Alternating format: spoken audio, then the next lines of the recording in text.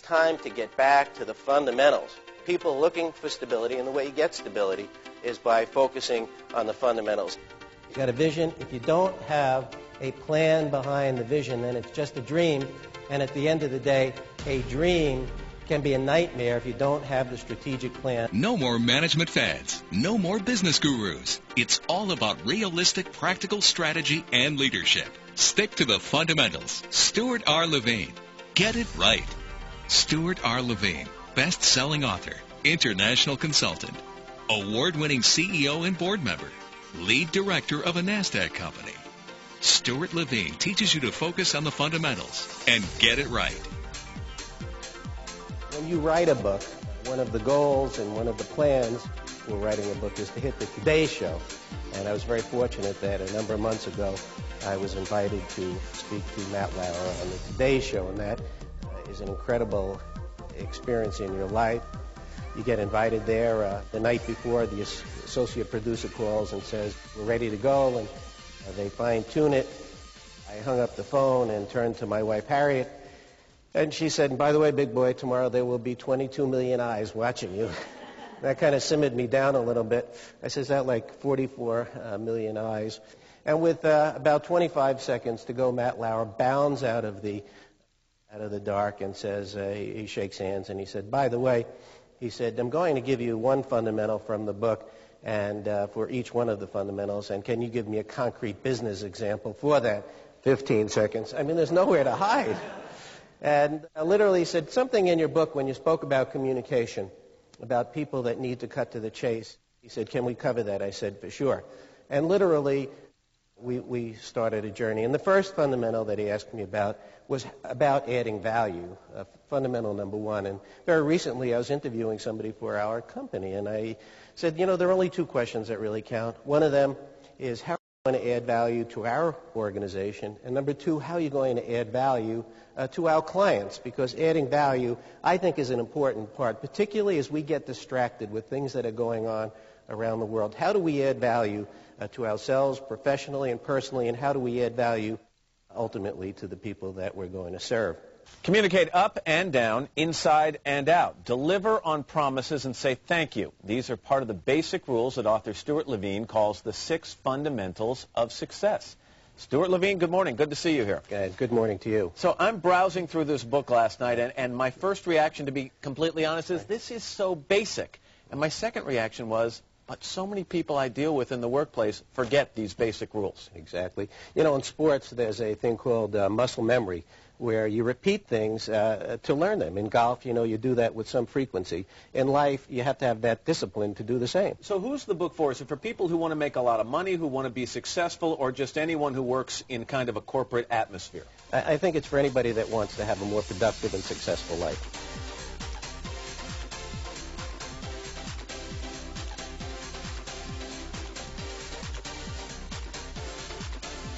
Stuart R. Levine knows the fundamentals of organizational management.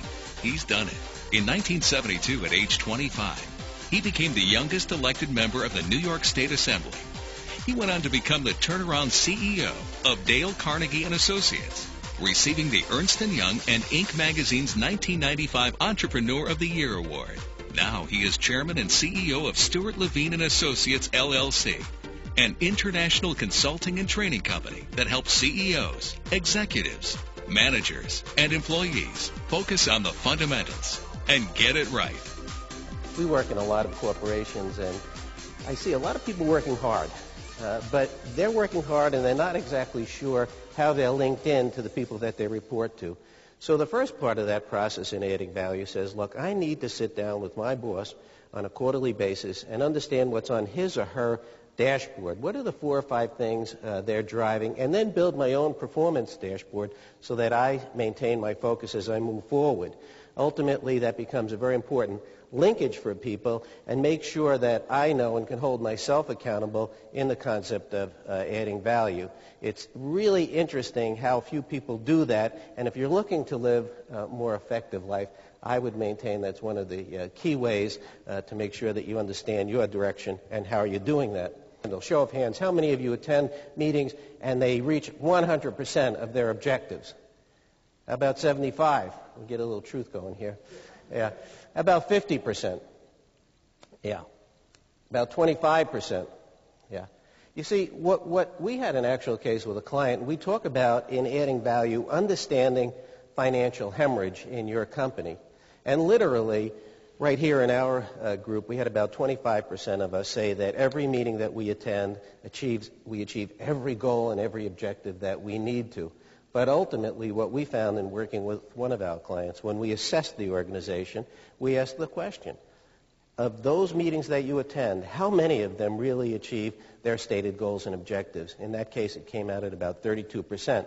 We called the CFO in and the CEO, and we said, look, we think we found the financial hemorrhage. When you take all of the billable time that goes into the preparation of those meetings, forgetting all the posters that say respect and dignity, we defy that every time we have people waiting and those meetings get dysfunctional. And we drove that number, 32%, all the way to 85% by training people on some good communication skills and understanding the financial hemorrhage every time they got into one of those situations. It's an example of adding value to your organization.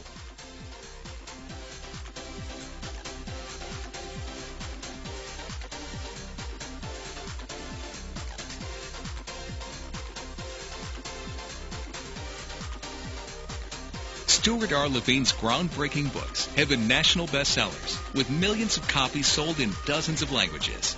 His first book, The Leader in You, has been critically acclaimed across the globe. His most recent book, The 6 Fundamentals of Success, The Rules for Getting It Right for Yourself and Your Organization, launched Stuart's messages to new heights. He has been featured on The Today Show, as well as ABC's World News This Morning. He has been profiled throughout the world in leading publications such as the New York Times, USA Today, Investors Business Daily, the Sunday Times, the Bangkok Post, the Hong Kong Eastern Express, and the London Times. He harnesses his personal experiences and tremendous business knowledge to help your audience get it right. I love the analogy, don't throw spaghetti against the wall, which we've heard, but how does this play into this? Well, I think at the end of the day, achieving results requires more than just a random act of throwing kind of spaghetti against the wall to see, in fact, what sticks. So when you're putting together a business plan, make sure that you understand what your objectives are, make sure they're clear, who has to be included, what kind of communication plan, and then hold yourself accountable. When you talk about overcoming the kings and queens of chaos, what do you mean by that? Well, those are people that generally in a meeting, they try to distract the meeting. Never sacrifice your business for those people. They typically will say, we can't do that. We've tried that before. So don't sacrifice your future for the kings and queens of chaos.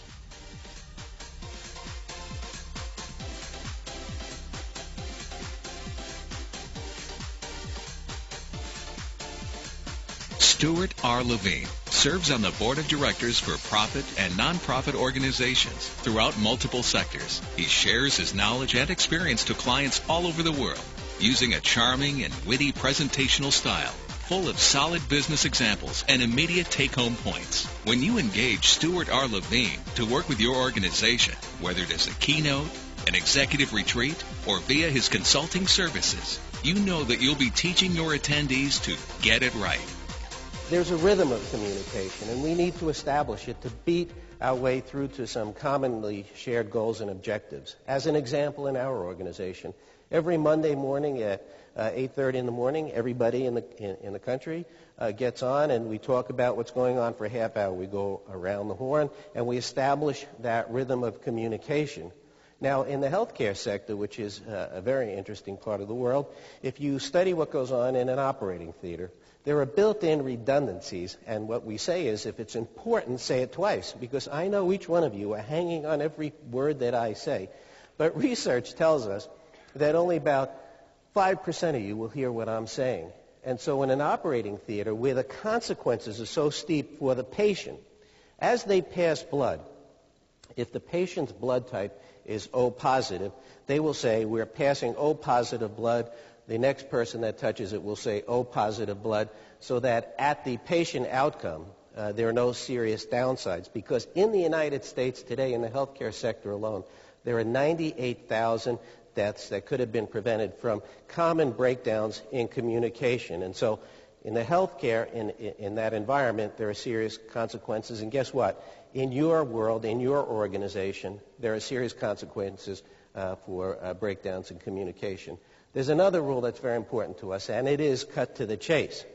Now, I was at a meeting with a client recently, and I sat with the CEO. There were about 15 people in the room. There was a very tight time frame. He turned to a very senior person a week prior to that and said, "We've got 15 minutes, Lloyd, for you to present your material." And we had some discussions with him prior to that meeting. Of course, there was no stopping him. He came with 30 PowerPoints, and his time slot was 15 minutes. Well, no surprise. At the end of the day, he went right through that 15-minute yellow light, then red light. I watched the CEO go like this. I watched that fellow's career implode. And so when we say cut to the chase, be very aware that if you ask me for 5 minutes of my time or 10 minutes of my time, that you have the responsibility to respect my time and me to you. And it should not go on for another hour, because at that point, you've lost interest, you've lost credibility, and cutting to the chase is incredibly important in a fast-paced world that we all live in. To find out how Stuart R. Levine can help your team get it right, contact the provider of this video.